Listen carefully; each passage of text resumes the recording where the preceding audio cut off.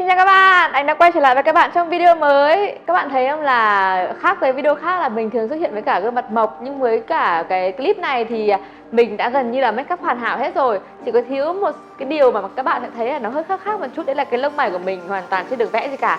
Mặc dù là lông mày gốc của mình đã rất là nhiều rồi nhưng mà chưa vẽ lông mày nên là có cảm giác cái mặt có cái điều gì đấy nó cứ bị sai sai ấy. Gần đây thì mình hay up những cái bức hình lên trên Facebook này, Instagram thì rất nhiều các bạn có cái mong muốn là mình hãy chia sẻ cách mà mình hay vẽ lông mày một cách thật là hoàn hảo để các bạn có thể nhìn thấy và học hỏi theo. Thực ra thì clip nào mình cũng có chia sẻ và làm cái bước vẽ lông mày, thì clip này mình sẽ chuyên tâm vào làm thật kỹ hơn ở phần lông mày để các bạn có thể hình dung và làm lại theo một cách dễ dàng nhất.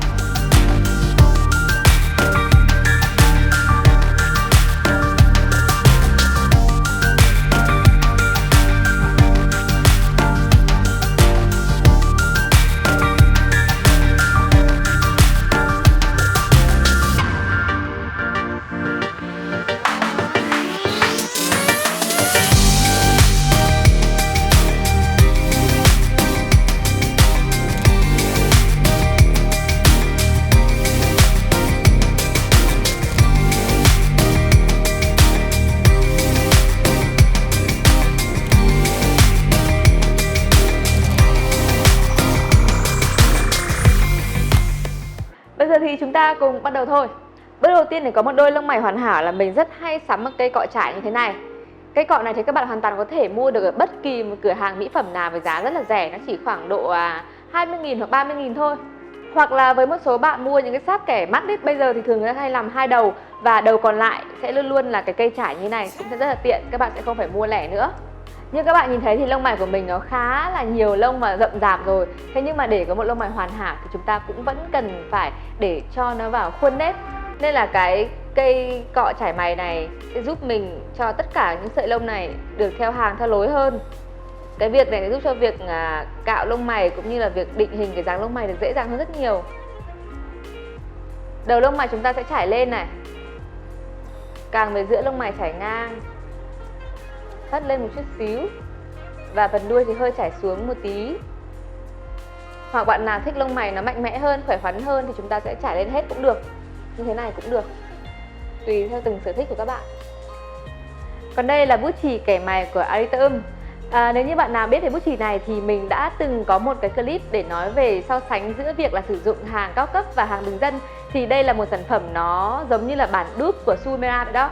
Bình thường thì đầu nó sẽ nhỏ và nhọn, nhưng mình đã sử dụng dao để mình vót cho hai đầu nó dẹt như thế này, sẽ dễ dàng hơn cho việc là tạo dáng lông mày. Việc đầu tiên sau khi chúng ta trải lông mày xong thì chúng ta sẽ phải đo để tìm được những cái điểm chính xác, làm sao cho cái lông mày có thể cân nhất có thể. Mình vẽ quen rồi mình sẽ không cần phải đo nữa, nhưng mà ngày hôm nay thì mình sẽ đo để cho các bạn thấy được cái việc là xác định là những cái bộ phận của lông mày dễ dàng hơn. Một lông mày thì bao giờ cũng phải có 3 cái điểm cố định, đó chính là đầu lông mày, điểm cao nhất của lông mày là phần đỉnh, và phần cuối cùng là phần đuôi của lông mày. Bây giờ chúng ta sẽ đo phần đầu lông mày trước. Đầu lông mày của chúng ta sẽ đo từ phần cánh mũi đi qua đầu mắt và giao với lông mày ở đâu thì đó sẽ là đầu lông mày. Có rất nhiều cách đo khác nhau nhưng mà mình sẽ lựa chọn cách đo này. Đuôi lông mày sẽ là từ phần cánh mũi đi qua đuôi mắt và giao với lông mày ở đâu thì đó chính là điểm đuôi lông mày. Riêng đỉnh của lông mày thì yêu cầu các bạn phải nhìn thẳng vào gương và kéo cái đường bút chì này đi qua con ngươi phía trong của lông mày. Giao ở đâu thì đó chính là đỉnh. Nghe thì nó có vẻ là hơi phức tạp một chút và rất là khó khăn, thì mình có một cách khác để cho các bạn có thể đo đỉnh dễ hơn. Đó chính là từ phần đầu lông mày đến phần đuôi lông mày chúng ta chia ra làm 3 phần, thì đỉnh của lông mày sẽ chiếm 2/3 từ đầu so với toàn bộ của lông mày. Nghe nó có vẻ hơi bị toán học một tí, nhưng mà bây giờ chúng ta sẽ thử chia ra làm 3 phần bằng nhau.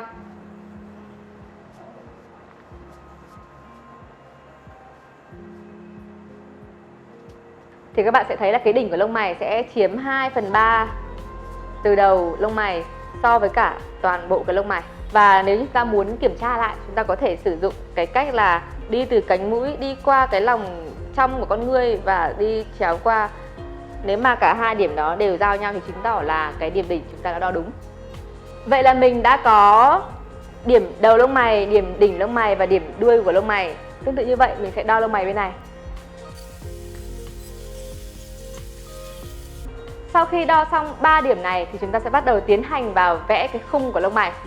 Điều mà các bạn luôn mong muốn đó là làm sao vẽ được hai cái lông mày dáng phải vừa đẹp và hai bên lông mày phải cân nhau. Nhưng mà có một điều mình cần lưu ý các bạn là đừng quá cố gắng ép cho hai lông mày phải giống nhau 100%. Bởi vì bản thân hai nửa gương mặt chúng ta cũng đã không giống nhau rồi thì không thể nào ép cho lông mày chúng ta giống nhau hệt được. Và chúng ta phải lấy cái phần lông mày làm sao mà để cho giảm thiểu cái việc phải cạo lông mày nhiều nhất. Như vậy sẽ giúp cho cái gương mặt chúng ta được tự nhiên hơn và hài hòa hơn và không quá cứng nhắc. Chúng ta sẽ tìm cái chỗ nào mà lông mày của mình nhiều nhất để ôm vào đó vẽ phần lông mày. Hiện tại là bây giờ mình đã nhìn thấy hai cái đầu lông mày rồi. Thường thì cái đầu lông mày thật của chúng ta sẽ dài hơn so với cái điểm chúng ta đo một chút xíu. Như lông mày thật của mình đây này, nó sẽ dài hơn một chút xíu. Thì chúng ta nên vẽ ra đó, bởi vì nếu như đúng theo cái hình chúng ta đo như thế này thì lông mày của chúng ta sẽ hơi bị xa so với cả bình thường. Thường người châu Á mình thì mũi khá là thấp, nên là chúng ta nên kéo cái đầu lông mày gần nhau lại một chút để cảm giác là mũi cao hơn. Mình sẽ vẽ cái đường phía dưới trước nhá. Chỗ này của lông mày mình là hơi bị hụt này. Đường dưới nên là những cái đường thẳng, nên là mình sẽ chỗ nào chưa thẳng thì mình sẽ bổ sung để cho thẳng hơn. Và mình phải cân làm sao cho hai bên lông mày sau khi vẽ phải bằng nhau. Mình sẽ xác định hai cái đầu như này đã. Đó. Cảm giác là hai bên này bằng nhau rồi bắt đầu mình sẽ vẽ tiếp. Để hạn chế việc là sau khi vẽ xong bị hai cái đầu lông mày bên cao bên thấp. Bắt đầu vẽ bên này trước nhé. Chỗ này lông mày có rồi, của mình đang đã đầy đủ rồi, mình sẽ không cần vẽ vào thêm nữa. Chỉ cần bổ sung ở chỗ nào bị thiếu thôi, chỗ nào đã có đủ thì không cần vẽ nữa. Đi thẳng đến phần đỉnh. Vẫn là những đường thẳng. Sau đó đến phần đuôi thì mình sẽ cố gắng hướng cái đuôi lông mày của mình về phía đỉnh tai để cho đuôi lông mày được bay hơn và không có cảm giác bị xuôi. Bởi vì một người mà có lông mày xuôi sẽ cảm giác rất là buồn, phải cho bay lên cho nó vui hơn. Cố gắng đuôi lông mày đừng để thấp hơn đầu lông mày là được.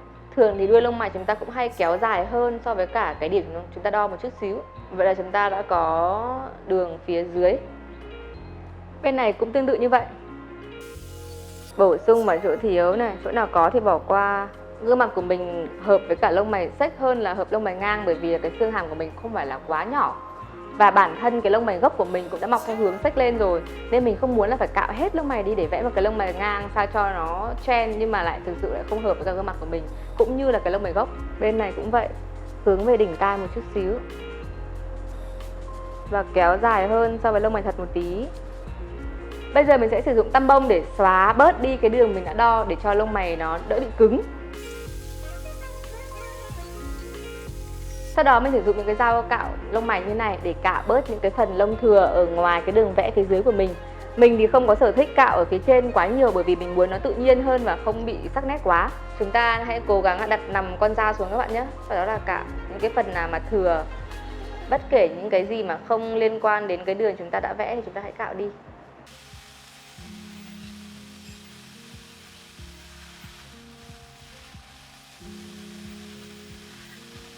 Sau đó chúng ta sẽ sử dụng bút chì này để làm cho đều lông mày hơn. Có thể là có những bạn sẽ sử dụng sáp kẻ mày này, hoặc có những bạn sẽ dùng bột tản mày. Nhưng cá nhân mình thì mình thích sử dụng cái bút chì này để tản mày cho mình luôn, bởi vì là lông mày của mình khá là nhiều.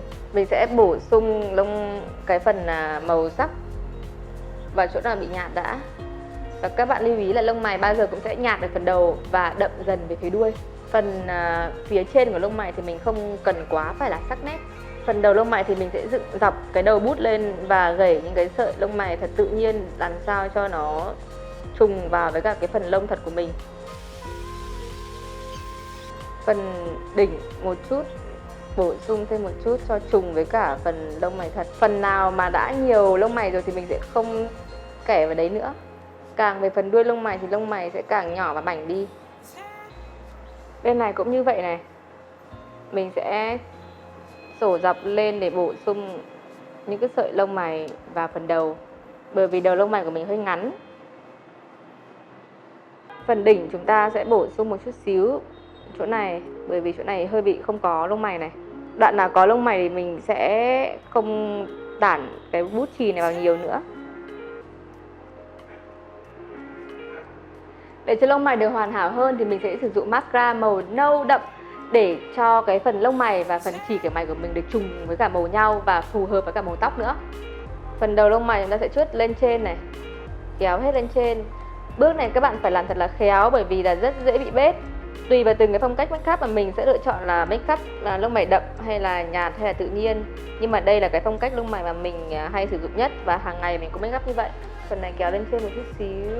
Mình hay thích kéo lông mày lên một chút xíu như này cho nó cảm giác mạnh mẽ hơn, khỏe khoắn hơn.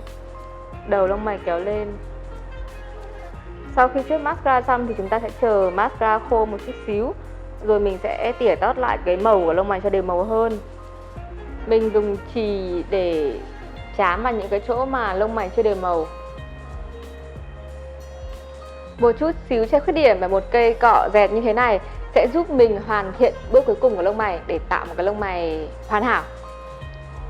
Mình sẽ sử dụng che khuyết điểm vào cây cọ thẳng và dẹt như này để làm cho cái đường phía dưới của mình được sắc nét hơn. Cái việc mà làm sắc nét đường ở dưới như thế này sẽ giúp cho cái khoảng cách giữa mắt và lông mày được thoáng hơn và cảm giác mắt nó sáng hơn, nổi bật lên đường xương lông mày nữa. Nhưng các bạn lưu ý này, những bước như này các bạn không nên sử dụng những cái che khuyết điểm quá sáng hoặc là quá đặc hoặc là lấy quá nhiều, rất khó blend và làm cho cái phần lông mày bị dày nữa. Hãy cố gắng làm thật tự nhiên các bạn nhé. Hãy cố gắng vuốt thật thẳng.